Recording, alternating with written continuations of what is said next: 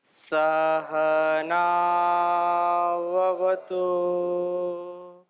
सहनौ भुनक्तु सह वीर्यं करवावहै तेजस्विनावधीतमस्तु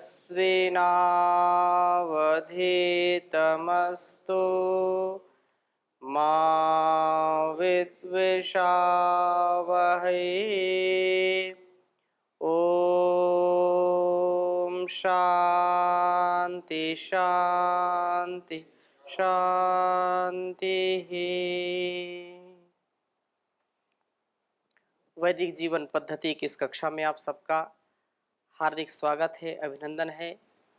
परम पिता परमेश्वर की महती कृपा से परम पूज्य श्री स्वामी जी महाराज, परम पूज्य श्री आचार्य जी महाराज और गुरु जी के आशीर्वाद से यह व्याख्यान वैदिक जीवन पद्धति, जिसको विगत कई महीनों से आप श्रवण कर रहे हैं, निस्संदेह स्वाध्याय हमारे जीवन में अमूलचूल परिवर्तन कर देता है और स्वाध्याय से ही मनुष्य का विकास होता है। स्वाध्याय सत्संग हमारे स्वभाव को बदलने के लिए परम आवश्यक होते हैं। जो निज व्यवहार है, अपने जीवन का जो शुभ संस्कार है, उसके लिए ऋषियों का जो ज्ञान है, जो उन्होंने अपने जीवन में जिया है, जो अनुभव किया है, उसको हमारे लिए लिखित रूप में, उपदेश के रूप में इस संसार के परोपकार की भावना को सुदृढ़ बनाने के लिए वेद, शास्त्र, उपनिषद, दर्शन आदि के माध्यम से ऋषियों की बातों को हम सुनते हैं। और मूल में क्या है कि उस परम पिता परमेश्वर को हम सर्वत्र अनुभव करें। अतिथि देवो भव की जो चर्चा चल रही है, उस परंपरा का निर्वहन करने के लिए हमको हर पल सजग सावधान रहने की आवश्यकता होती है। बिना सजगता के, बिना समर्पण के वह आता नहीं है।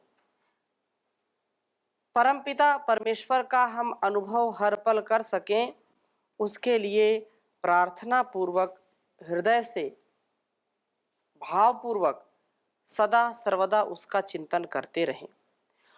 एक क्षण के लिए भी हतोत्साहित ना हो, निराशा ना आए। इसलिए आतिथ्य करते समय भी इस बात का ध्यान हमको रखना चाहिए कि आज मेरे घर में कोई अतिथि भगवान का रूप लेकर के आया है। वह भगवान का रूप है। अतिथि एक इंसान नहीं है, वो भगवान है। ऐसा जब भाव होगा तो निस्संदेह प्रसन्नता से युक्त, प्रसन्न बदन होकर के वह गृहस्थी, वह दाम्पत्य जीवन धन्य हो जाता है, जो आतिथ्य करने में अपना सौभाग्य समझता है। इसलिए उस परम पिता परमेश्वर के द्वारा जो कुछ दिया गया है, इस संसार की सेवा में लगाना। हम इतने धनी हैं, इतने धनी हैं कि हमसे ज्यादा कोई धनी नहीं है, लेकिन हमारी जो विचारधारा है, जो सोच है, वो हमको विकृति की ओर ले जाती है, जो संकीर्ण सोच है। हम उदार चरित्र वाले बने, उस परमात्मा का धन्यवाद करें कि हमको ऐसा सामर्थ्य दे कि हम उसकी आज्ञा का पालन करने में समर्थ हो जाएं। अर्थात जो उसका उपदेश है उसका हम पालन करें। एक पल के लिए हम उससे कभी भी प्रतिकूल आचरण की ओर ना जाएं, अनुकूल आचरण करें, वेदानुकूल आचरण करें, आत्मानुकूल आचरण करें। आत्मनः प्रतिकूलानि परेशान समाचरेत। जो मेरे लिए कल्याणकारी है, जो मैं चाहता हूं अपने लिए, वही दूसरों के साथ व्यवहार करूं। ऐसा व्यवहार किसी के साथ ना करूं जो मैं अपने लिए स्वयं नहीं चाहता हूं। इसलिए उस परमात्मा की विशेष भक्ति से ऐसा सामर्थ्य प्राप्त होता है। हम सब सौभाग्यशाली कि ऐसे पथ के अनुगामी हैं, ऐसे अध्यात्म पथ के अनुगामी हैं जो जन्म जन्मांतरों के बाद इस राह पर आते हैं, थपेड़े खा करके आते हैं, भूल भटक करके आते हैं। तो ये जो है हम अपने जीवन का सौभाग्य समझें और उस परमात्मा के प्रति सदा कृतज्ञ रहें। और भाव क्या होना चाहिए? क्योंकि सब कुछ उसी का दिया है। कोई भी माता पिता इतना सामर्थ्य नहीं रखते हैं कि वो किसी शिशु को बना सके। बना सकते हैं क्या? वो एक प्रक्रिया है निर्माण करने वाला। क्या माता पिता आंख नाक कान बनाते हैं, शरीर कोई बनाते हैं क्या? कोई ऐसी मशीन आज तक वैज्ञानिकों ने बनाई क्या कि उसको बना लिया? वो ठीक है, प्रोसेस एक अलग है, विज्ञान का युग है, करते हैं लोग, वैज्ञानिकता पूर्वक कार्य करते हैं। लेकिन कोई एक बीज आज तक बना पाया विज्ञान?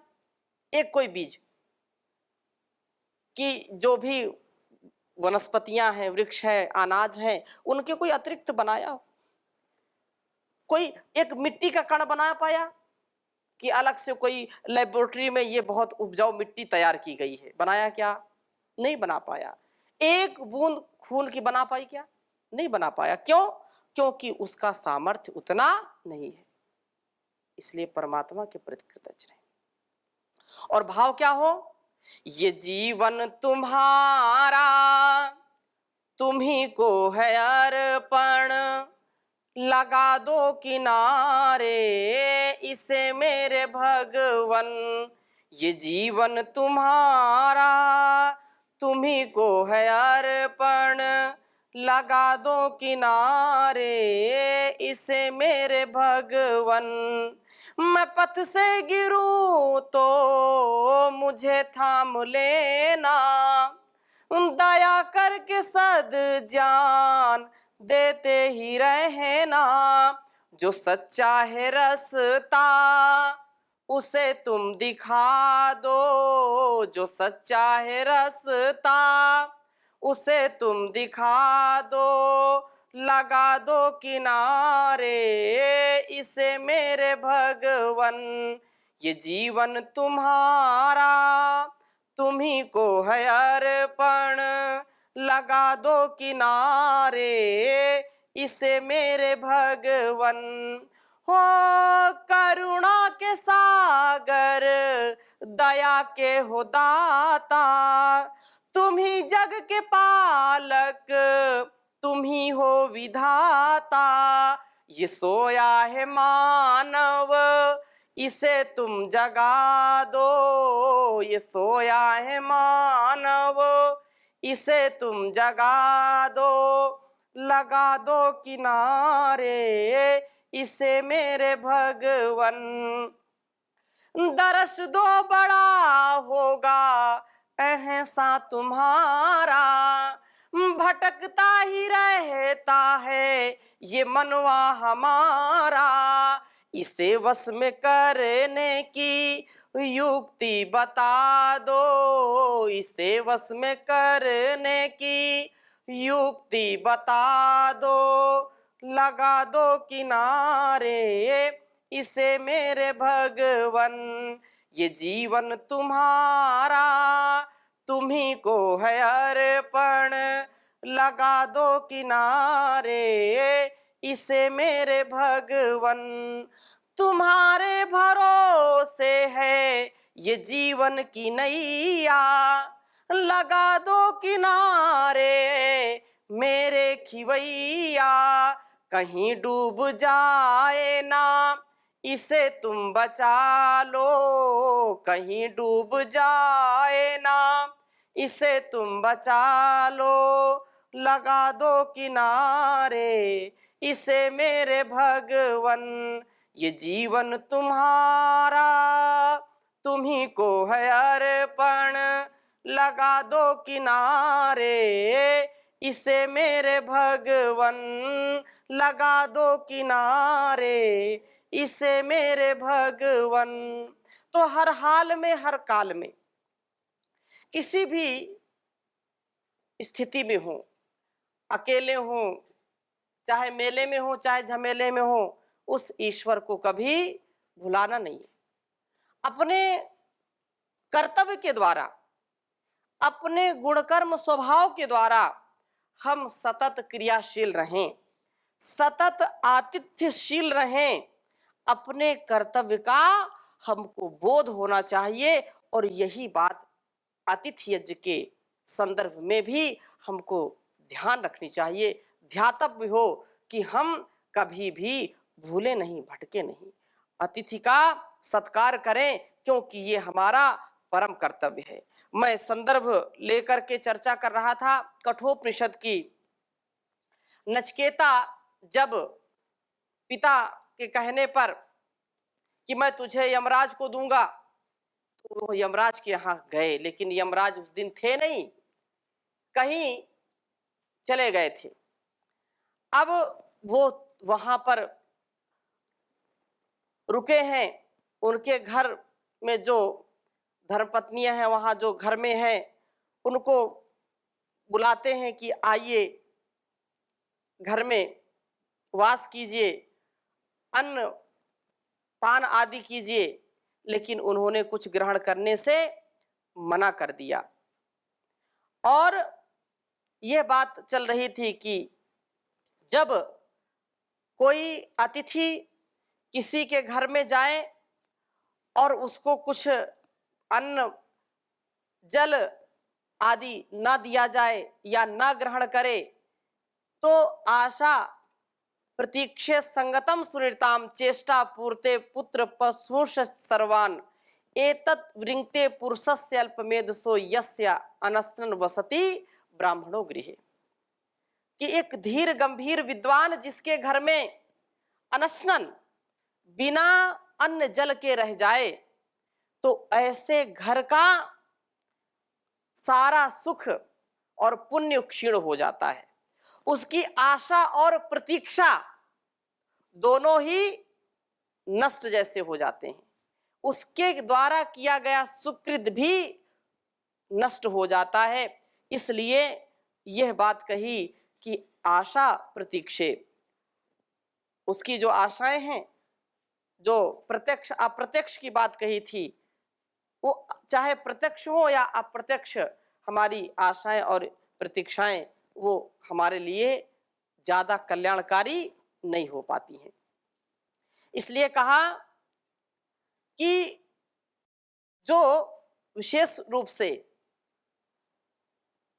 यज्ञ, याग, अनुष्ठान, सत्यव्रत, राष्ट्र धर्म, वेद विद्या, धर्म का जो प्रचार प्रसार करता है, ऐसे अतिथि का सत्कार करना परम आवश्यक है। अतः यह बात यहाँ पर कही कि तीसरो रात्रि यद अवासीत गृह में, अब यमाचार्य आते हैं, उनको पता चला 3 दिन तक कुछ खाया नहीं नचिकेता ने, तो बड़ा पश्चाताप उनको होता है कि ऐसा ब्राह्मण पुत्र आया, तेजस्वी है, ओजस्वी है, और 3 दिन तक कुछ लिया नहीं, तो बड़ा उनको पश्चाताप होता है। और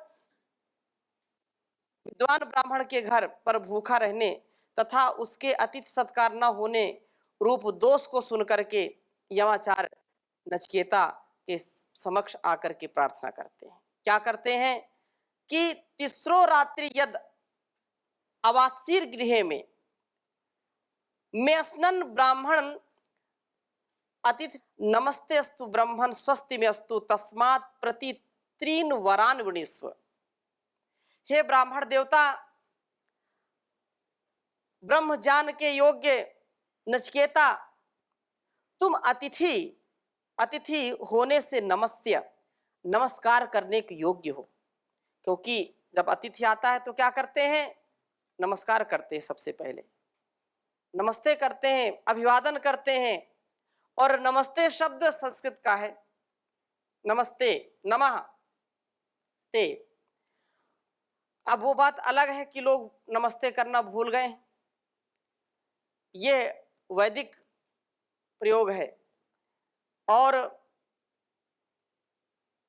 अब कोई नमस्ते कर दे तो ऐसा देश का वातावरण है कि लोग बोलते हैं कि ये तो आर्य समाजी हो गए। इसका तात्पर्य क्या है कि कोई आर्य समाजी नमस्ते कर सकता और कोई नहीं कर सकता।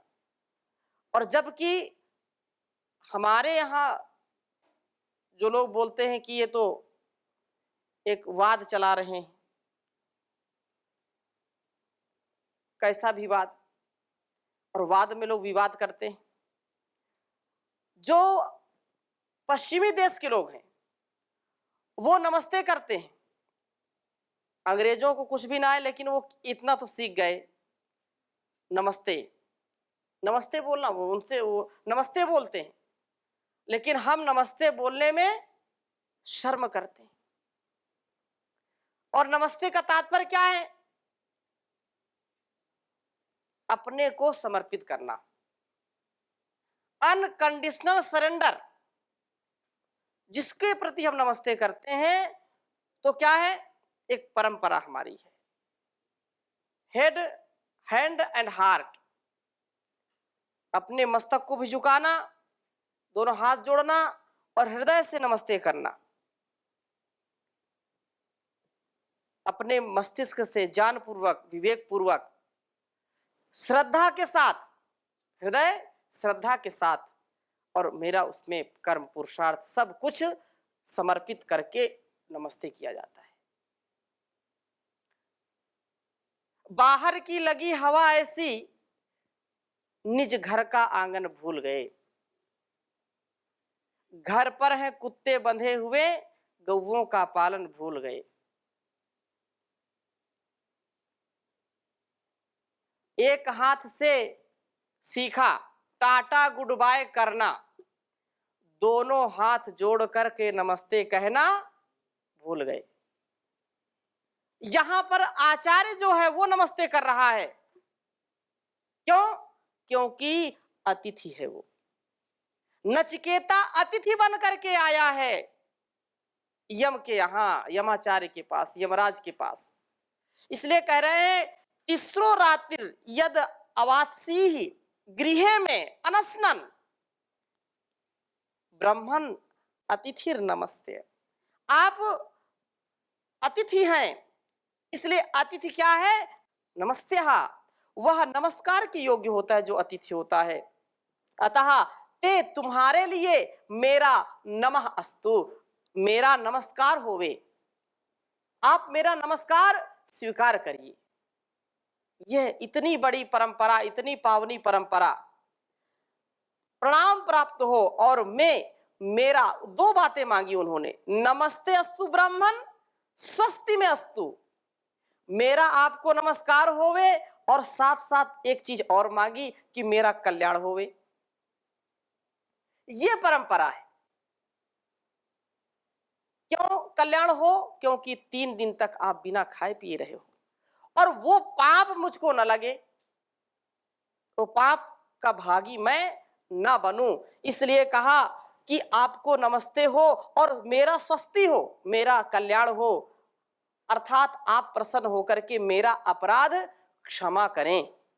ब्राह्मण, हे ब्राह्मण स्वरूप अतिथे, यत जिस कारण में मेरे गृह घर पर आप तीसरा रात्रि, 3 रात्रि तक अनशनन, बिना कुछ खाए अवात्सी ही तुमने निवास किया है, तस्मात इस कारण से प्रति एक एक रात्रि का, 3 रात्रि रुके हो तो एक एक रात्रि का 3 वरान वृणीस्व, 3 वरों को आप चुन लीजिए, 3 वर मांग लीजिए मुझसे।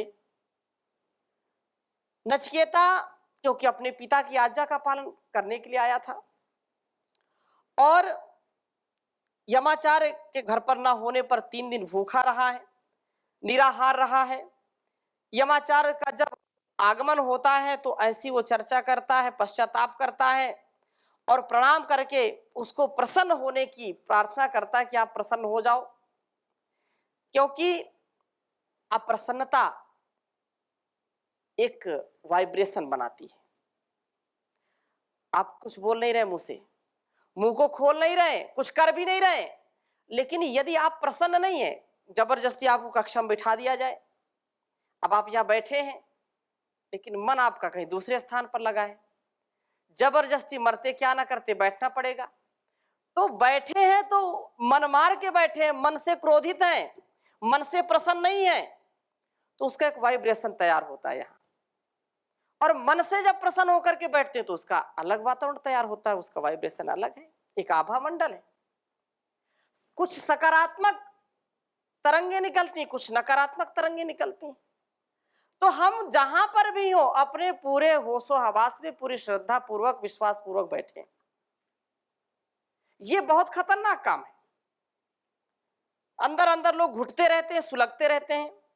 तो अंदर घुटना अंदर सुलगना दोनों खतरनाक। बाहर जब आग सुलगती है तो धुआं सब आंख में जाता है तो लोग जो है रोते हैं, आंसू निकलते हैं ना। अंदर से भी जो लोग सुलगते रहते हैं वो बहुत परेशान खुद होते हैं और दूसरों को भी करते हैं। इसलिए इस बात को हमको ध्यान में रखना चाहिए कि कभी भी अप्रसन्न ना हो। और हमसे कोई अप्रसन्न है, ज्ञानपूर्वक तो प्रसन्नता अप्रसन्नता का प्रश्न अलग है कि भाई अब कहा जाए पढ़ो, अब मन नहीं है, और कि हम इनको कहेंगे पढ़ने के लिए तो अप्रसन्न हो जाएंगे। तो ये विवेक पूर्वक व्यवहार नहीं है। प्रभात में कहा जाए उठो, 3:45 बजे उठना है और मन कह रहा ना उठे। अब वो बोले नहीं उठना, अगर उठाएंगे तो क्रोधित होंगे, मन में दुखी होंगे, हिंसा होगी, तो फिर कोई भी अच्छा विद्यार्थी नहीं बन पाएगा ना। विवेक पूर्वक तो सारे कार्य करने हैं, अविवेक पूर्वक हम उन कार्यों से बचें। तो यहाँ पर बहुत ज्ञान में, ब्रह्म विद्या में मृत्यु का देवता है आचार्य। यमाचार्य क्या है? मृत्यु का देवता। कोई साधारण व्यक्ति थोड़े था वो ब्रह्मवेत्ता था, आत्मवेत्ता था, ब्रह्म विद्या को जानने वाला था। लेकिन उसकी उदारता देखो, एक ब्राह्मण पुत्र आया है, धीर गंभीर विद्वान आया है और वो अतिथि के रूप में आया है। कितनी शालीनता हो सकती, इससे अच्छा और सच्चा कोई उदाहरण नहीं हो सकता है आतिथ्य सत्कार का। 3 वर देने के लिए बोल रहे हैं और प्रसन्न होने के लिए बोल रहे हैं कि आप प्रसन्न हो जाओ। इसलिए यह एक जो आख्यानक है बहुत सुंदर, यह शिक्षाप्रद है। यह हमारे लिए शिक्षा है कि हम ऐसा अपने जीवन में व्यवहार करें। यहाँ यदि हम और विचार करें तो यम परमात्मा का भी नाम है और उस सर्वव्यापक परमेश्वर के गृह अर्थात घर का अभिप्राय, गृह का अर्थ गृह्णाति इति गृहम, जो सबको ग्रहण करता है अर्थात व्यापक रूप से समस्त पदार्थों का नियमन करता है, सबका नियंत्रण करता है और ग्रहण करने के कारण वह अत्ता कहलाता है, उसे अत्ता कहते हैं। उस गृह ग्रहण करने वाले परमात्मा के आश्रय में रहना ही उसके घर में रहना है। उसका अंग संग अपने आसपास उसकी अनुभूति करना,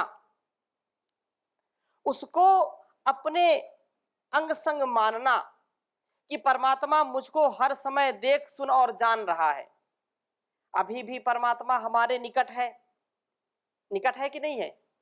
हमको देख भी रहा है, सुन भी रहा है और जान भी रहा है। हमारे अंदर और बाहर क्या चल रहा है वो सब जान रहा है।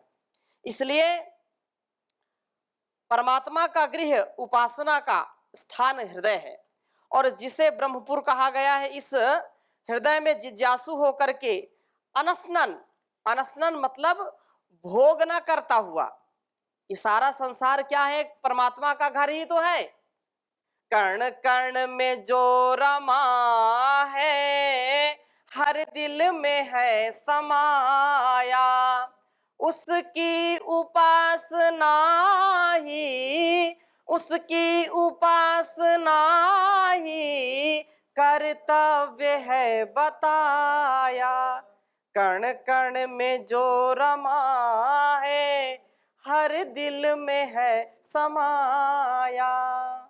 तो परमात्मा का क्या है, जर्रे जर्रे में वास है। ये सारा उस भगवान का सारा ये मकान है।